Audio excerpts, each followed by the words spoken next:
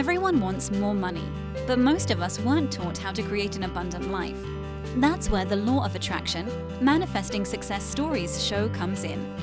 If you are ready to have more money, create more freedom, and experience more fun, turn the volume up. It's time to learn how to create the prosperity and life you have been dreaming of. Here's your host, Cassie Parks. Hello and welcome to this episode. I am back with Mia for her 12th interview. It is July 28th, 2020. Welcome, Mia. Glad to be here, Cassie. I'm excited. What's awesome in your life? You know, it's been really very good options trading for me these past few weeks. Really, you know, the strikes that I want to hit and taking a little bit higher profit, just exactly the way that I'm trading, hanging with trades a little bit longer. It feels so good. I shared a little thing in Kajabi a while back about, you know, you can bleed very slowly by overpaying for options, but you'll bleed to death very quickly by selling underpriced options. And it really sunk in. Yeah.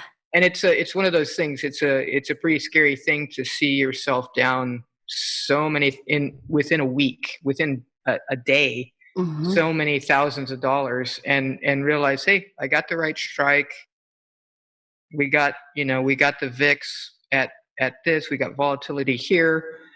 There's a good chance this is going to come back around. There's stuff going on, and you go with it, and it does come back around. It's so easy to push that button and say sell, and just lose your pants. Yeah. But it's just like real estate. Your profit starts with when you buy.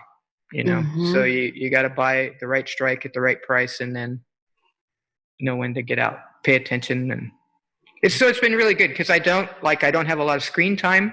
Yeah. I'm not like paying complete attention to the market, just an hour a day, maybe at the most, and checking it at the end of the day, seeing how might check in with the futures, at night, and then I'm good with it. So it feels really very intuitive. It's one of the really bright spots right now.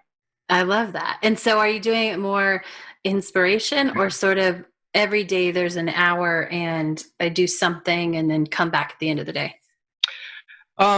More inspiration. So I like to get trades on Monday or Tuesday, and you just get a feel for the market. If I feel like I have a feel for the market, I put it on Monday. So I'll spend an hour checking stuff out, and then near the end of the market day was when I usually do my buying. But then the rest of the week, it's a half hour, an hour checking in on stuff, maybe looking at a few reports and dealing with it that way. So you can really get all wound up in it, just like you can with just about everything. You can spend your whole day looking at the screen, worrying and thinking this and thinking that. But I know I've found the information that's really important for me to stay on top of. And that really helps. But, it's always moving around. So I know this won't go on like this forever. That's the way it is. But you have a lot of different things that you can do with options to move around a little bit and change your, what you're trying to accomplish depending on what the market's doing. So it feels really good. So with a lot less money at stake than I was doing last year, I'm making about the same amount. That's, so there's time involved, but there's also the amount of money invested. Whereas, I was pretty regularly doing $40,000 to $80,000. I'm doing $10,000 to $12,000 and making about the same amount because of the way that I'm working it. That's awesome. Yeah, exactly. Yeah, that's a huge difference. It's a big difference. Yeah. It's a really big difference. And it's a lot easier to look at your profit and loss too, when it's not, 40 grand out there. If you're, 10% down, it's really scary. 12,000 doesn't look that scary. So, I've heard it said before, can you sleep at night? And when you wake up at night, is that, what's going to go on with the market tomorrow? No, I don't do that. I don't do that. Mm-hmm. And I've been increasing just slowly as my profits build. I started closer down to 8. Now I'm up to about 13. And awesome. it's as you feel comfortable. And if something happens, I'll pull it in. But it's very intuitive, and that's what feels really good. That's what feels super, super good. I love that. And was it intuition or intuitive process that led you to be in with a lesser amount and make the same amount of money? Yeah, it took it took a little while. It took a little while. I took a pretty good beating in a couple weeks last year, and re-looked at it, and had some really good trades at the beginning of this year, and then took another beating, and I basically took a really long look at everything, and it was becoming a little too formulaic, because I was trying to make a certain amount all the time. And it was just too formulaic. So there was less intuition. It wasn't like I was probably paying more attention to the market and worrying more because there was so much money on the line.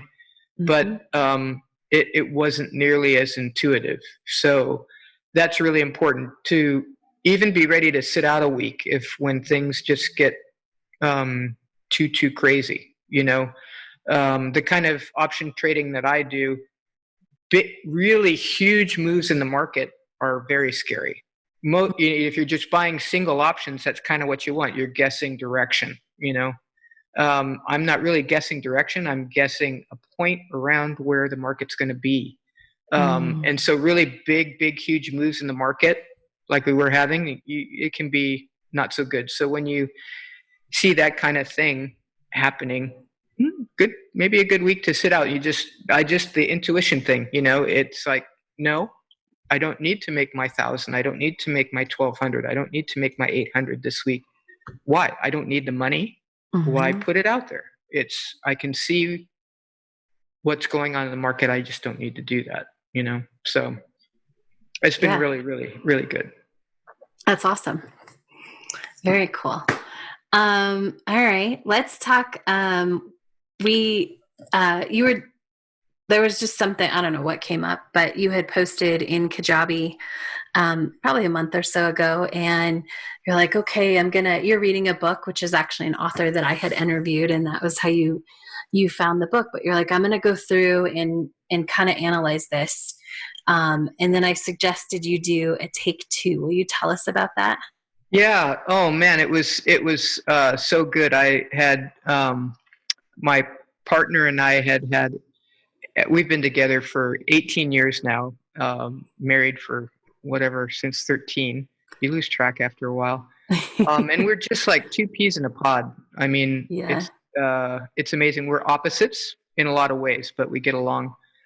But we have our issues, we just have our issues sometimes. And it was after dinner, and Tracy was cleaning up after dinner, and I asked her, hey, do you want to come over and sit on the couch with me? And she says, just give me a couple of minutes. I'm going to finish cleaning up. I'll be right over there. I go and I turn the TV on and I start flipping channels around, and I'm asking her, hey, you don't want to see this, whatever program was on. I think it's a repeat. And she's going, what are you talking about? It was just like, it wasn't making any sense. And we got in this big argument, people are like, where do you get an argument over that? You get in an argument over that. And I had this feeling like I've had before that, and I get it, nobody really wants me. Nobody wants to have me around, and I go into a super, super dark place. And it was bad. And, we talked about it, but it was the thing. And you talked about Mystic Cool, and I was talking about doing some of the processes in Mystic Cool to see when some of my negative feelings come up. And you said, hey, would you just do a take 2 on this? And, kind of go, you might want to outline it and start over again. And instead of, when the feeling comes up that nobody wants me anymore, you said, I feel, say this to yourself, I feel like nobody wants me anymore. Not nobody wants me anymore. I feel like nobody wants me anymore. And so Tracy was real good. She said, yeah, man, I want to work on this. We need to work on this. And so we started outlining it. And I had completely forgotten that I had asked her to go and sit on the couch with me. I needed some time with my buddy, with my partner, with my everything. And she wanted to clean up the dishes, It's like, it wasn't going to take long, but I needed her then. But I had completely forgotten that I had asked her that. I completely forgot. Why? Because I needed to bury those feelings. I don't need people, right? I don't need people. Why? Because people don't want me, so I can't need them. It's a terrible circle to get in. And when I saw that, it was like we were laughing. We were laughing about it, because I skipped right over that, and I went to, man, I couldn't communicate with you for a while. I was just trying to ask you a few questions, and I guess I was asking the wrong questions. It's like, no, you just didn't make it clear that you wanted me to come sit on the couch now, and you needed it now. And you know what? The dishes could wait. Dishes can wait, And so we laughed about it. It was like, it completely changed the whole thing. And it's really true when you can get to a point that you can laugh about something like that. You have complete understanding, and that can get put to bed. Yeah. So it was very good. The take two. So that was very valuable. That's amazing. I love it. I had a strong suspicion that Tracy would participate in that very willingly. Oh yeah.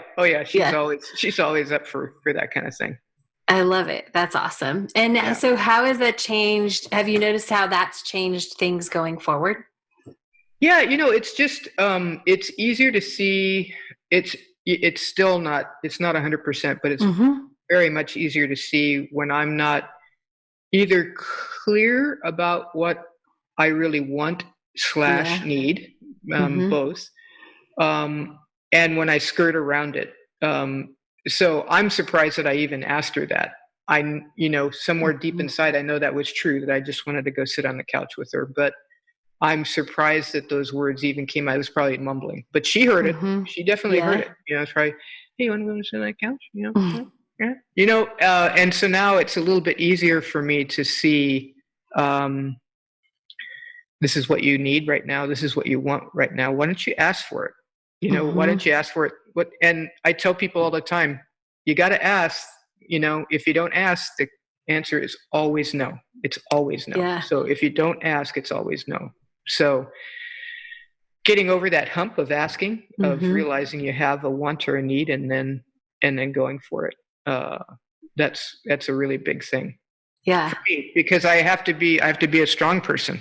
Why? Because nobody wants to have me around, so I need to be strong. So you have to let down all those guards. But that's the hardest thing. Yeah. And it's great that you're working on it. And before we started recording, we were talking about listening to a call from last night and a question with another Enchanted Circle member. And it was a similar thing. It was like, oh, I'm going to say something, but I'm not going to be clear about what I need. And I loved your analogy of like, I'm just going to throw the fishing pole in, no bait, and just see if I can just maybe catch something. Yeah. And get all, ruffled feathers and everything, and not even know what it was about in the first place, not even know, not even realize, what it was about. So, it's amazing the games that we can put ourselves through, but that's why it's so important.